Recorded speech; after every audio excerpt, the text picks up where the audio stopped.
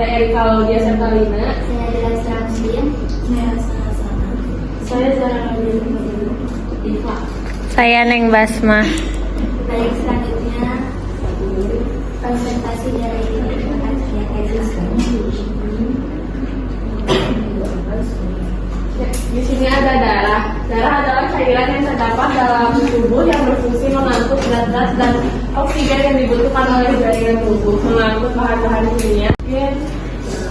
Oksigen yang diperlukan oleh sel-sel di seluruh tubuh. Darah juga menyuplai jaringan tubuh dengan nutrisi, mengangkut zat-zat sisa metabolisme dan mengandung berbagai bahan penyusun sistem imun yang bertujuan mempertahankan tubuh dari berbagai penyakit. Hormon-hormon dari sistem endokrin juga diedarkan melalui darah. Penggolongan sel darah, satu sel darah merah atau eritrosit. Eritrosit merupakan bagian utama dari darah. Jumlahnya pada pria dewasa sekitar 5 juta per cc dan pada wanita dewasa sekitar 4,5 juta per cc.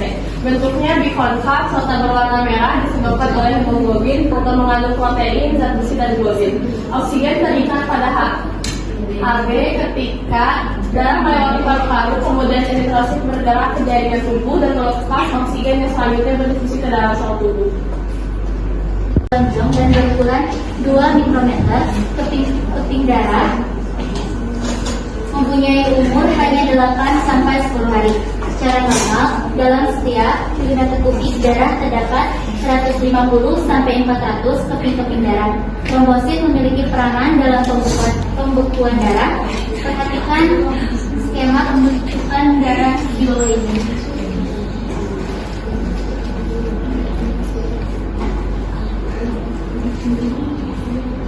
Keterangan skema.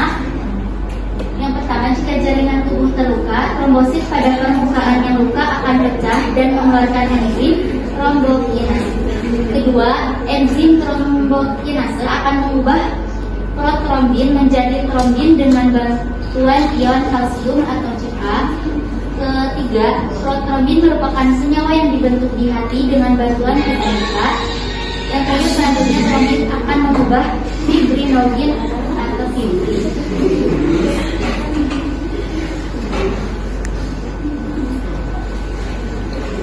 Selanjutnya ada sel darah putih atau leukosit. Sel darah putih adalah sel yang membentuk komponen darah. Sel darah putih ini berfungsi untuk membantu tubuh melawan berbagai penyakit infeksi sebagai bagian dari sistem kekebalan tubuh.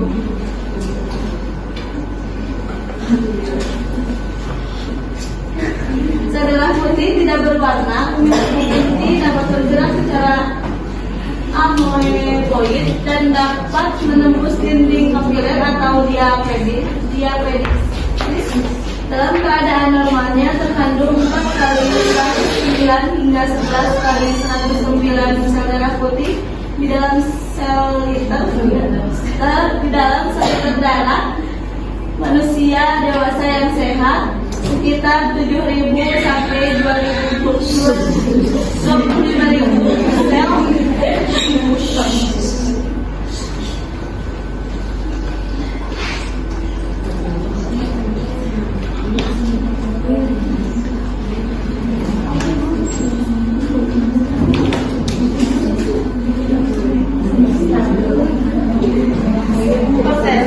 Dalam setiap milimeter kubik darah terdapat 6.000 sampai 10.000 atau rata-rata 8.000 sel darah putih. Dalam kasus leukemia, jumlahnya dapat meningkat hingga 50.000 sel per tetes.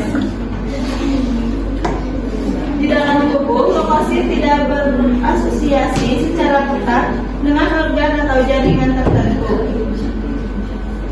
Mereka bekerja secara independen seperti organisme sel tunggal. Leukosit mampu bergerak secara bebas dan berinteraksi dan menangkap serpihan seluler, partikel asing atau mikroorganisme penyusup. Selain itu, leukosit bisa membelah diri atau bereproduksi dengan cara mereka sendiri, melainkan mereka adalah produk dari sel punca hematopietik pluripotent yang ada pada sumsum tulang. Jantung adalah organ otot berongga yang memompa darah melalui pembuluh darah oleh kontraksi berirama yang berulang. Berarti jantung istilah yang terkait dengan jantung dari kata Yunani kardia untuk jantung. Jantung adalah salah satu organ tubuh manusia yang berperan dalam sistem peredaran darah. Jantung atau bahasa Latin cor adalah sebuah rongga organ berotot yang memompa darah lewat pembuluh darah oleh kontraksi berirama yang berulang. Istilah kardia berarti berhubungan dengan jantung dari kata Yunani kardia untuk jantung. Jantung adalah salah satu organ manusia yang berperan dalam sistem peredaran darah. Ada katu-katu pada jantung. Yang pertama ada katu pulmoner, terus ada katu tricuspid, sama katu transat.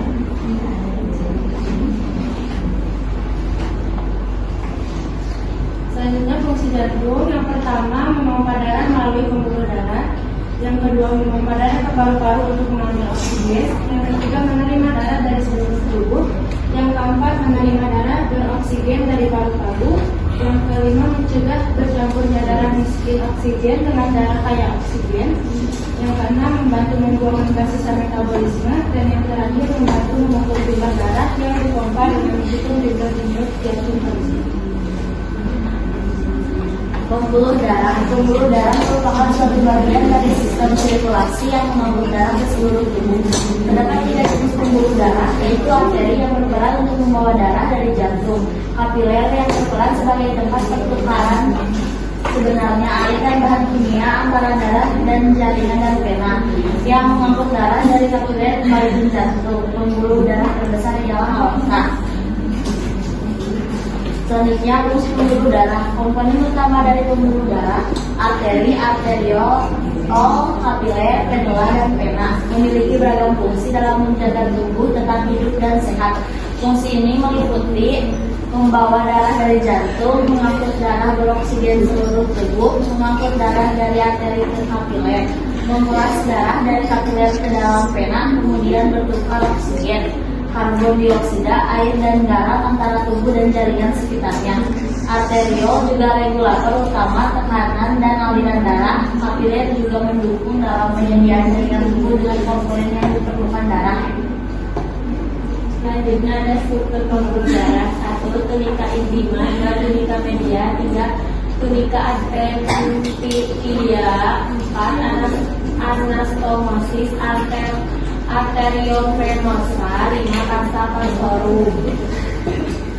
Penyelesaian masalah. 1. Pembuluh nadi atau arteri. Pembuluh nadi atau pembuluh arteri merupakan pembuluh darah yang mengalirkan darah dari dalam jantung ke seluruh tubuh. Pembuluh ini mengalirkan atau mengeluarkan darah dari jantung. 2. Vena atau pembuluh balik. Vena merupakan pembuluh yang membawa darah ke jantung. Vena bercabang-cabang yang membentuk venula yang berdiameter kurang lebih 0,2 mm. Venula ini membentuk cabang-cabang yang lebih kecil yang disebut kapiler. 3. Kapiler. Kapiler termasuk pembuluh darah yang memiliki ukuran kecil sebagai perpanjangan arteri dan vena.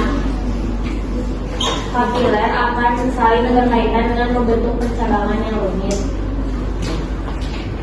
Selanjutnya mekanisme peredaran darah. Pertama, peredaran darah sistematik, yaitu peredaran darah sistematik lebih sering disebut sebagai peredaran darah besar. Peredaran darah ini dimulai ketika darah yang mengandung oksigen dipompa dari bilik-bilik jantung menuju seluruh tubuh dan akhirnya akan kembali lagi ke sirkulasi dari jantung. Secara sederhana, peredaran darah sistematik bisa digambarkan sebagai aliran darah dari jantung seluruh tubuh, dari jantung